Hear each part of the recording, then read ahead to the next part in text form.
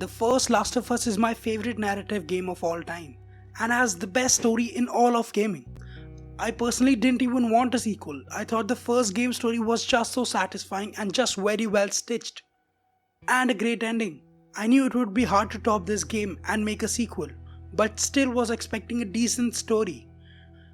But I'm just so disappointed I could not have foreseen how bad this game is. And let me just say that my frustration from this game doesn't come because Ellie is the main lead.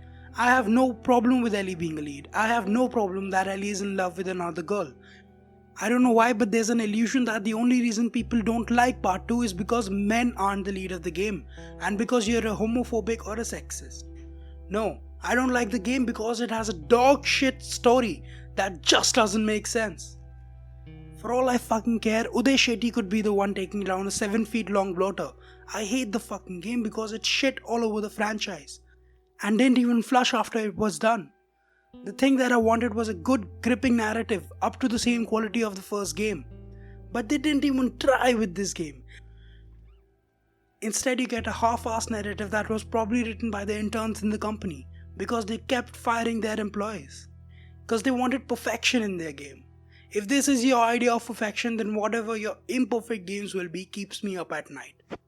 The story and narrative in this game is absolute dog shit. It hurts me to say this because of how much I love the first game. How much I wanted to be in love with this one too. I gave this game the benefit of doubt at every turn. Oh, the game is a bit slow, they just needed to build up the story. The writing is flimsy at best. Oh, it'll get better as the game progresses. There's a flashback within a flashback. Oh, it's because they're trying to tell a complicated story. I'm sure it'll pick up later on. But it never does pick up. Just like dog shit, it leaves the ass and falls flat on the floor. Control, Uday. Control, Majnu, control.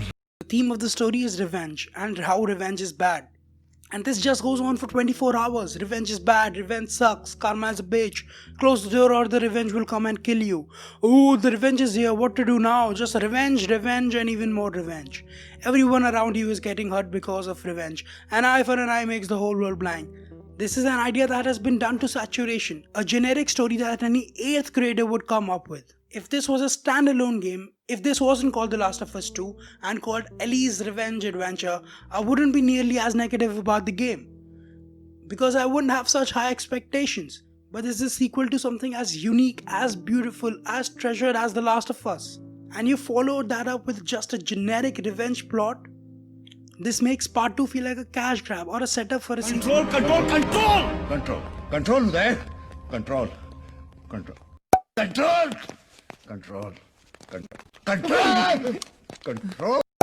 Or a game that is just leeching off the goodwill of the first game. But let's get into the specifics of the story. And talk about Joel's journey. Joel is a man who lived through a zombie apocalypse, loses his daughter to the same. Next 20 years he spends in limbo. His life has no meaning. He is just a smuggler who by the looks of it doesn't take regular baths. And then one day he meets Ellie, a girl who is immune to the virus and has to smuggle her across the country. They go through a lot and Joel protects and starts to care for her.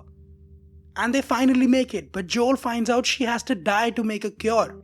He puts Ellie before the savior of the human race. He rescues her and settles in Jackson with his brother. Ellie and Joel are finally happy in their life. Joel finally has a motive in life. He is among people he loves. He has settled into a role in Jackson. His life finally has meaning. Ellie gives his life meaning. He is finally happy. And then you kill him off just to make a sequel? And coming to the point of Joel's death, even how it happens is lazy writing. Abby meets Joel when Joel saves her from a bunch of infected, and then both Joel and Tommy go to this lodge where Abby and her friends ambush Joel and Tommy. Knowing Joel's character and even Tommy's character to some extent, and how much Joel knows about the world that he lives in and how much he has survived, he would never accompany a stranger to a location where there are others that could ambush him, even if there's a blizzard outside and infected chasing him. So this was just lazy writing to kill him off. You didn't even give him a proper death. You're telling me after all he survived, all he's been through, his death just happens by chance? So you shit all over the character, this beautiful character that people love from the last game, and you killed him just to make a sequel. But I get it, I get you wanted to tell a story that revenge is bad. I get why you would want to kill him to advance the plot. But at least write it properly. It really goes against the beautiful character work of the last game. And I get it, you had to kill Joel to advance the plot of the game. But at least capitalize on that death. After a long, stupid, boring, dog shit of a story, and then Abby lets Ellie and Tommy go the second time. And after those events, Ellie can't live with herself. Ellie has PTSD. You show what Ellie's been going through. You show that she's going through PTSD. You show how she can't cope with the fact and that she couldn't take her revenge.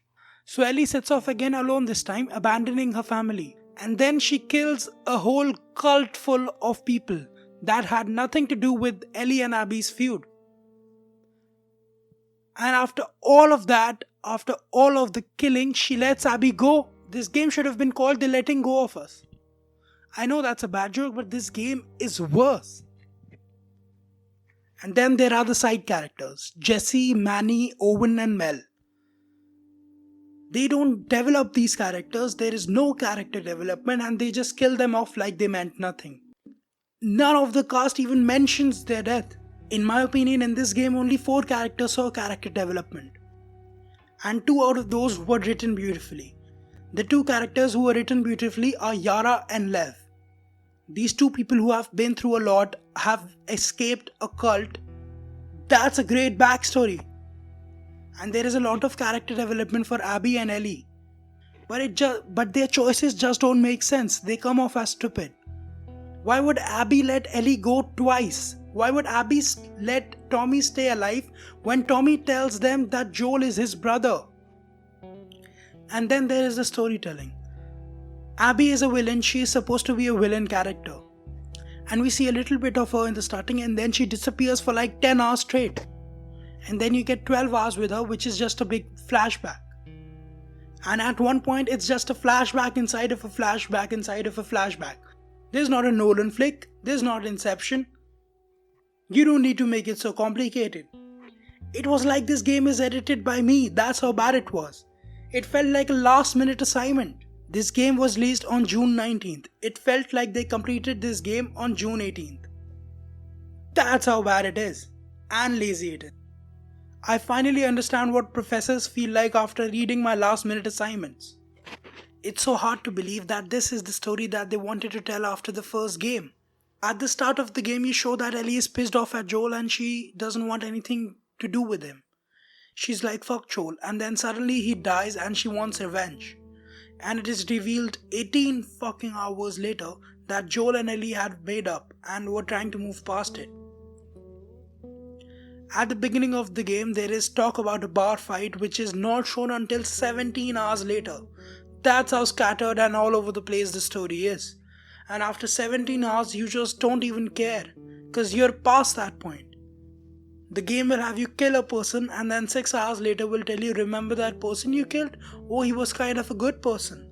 And they were pregnant, and this game plays the pregnancy card thrice. What's with all the pregnancies? Control, Uday. Control.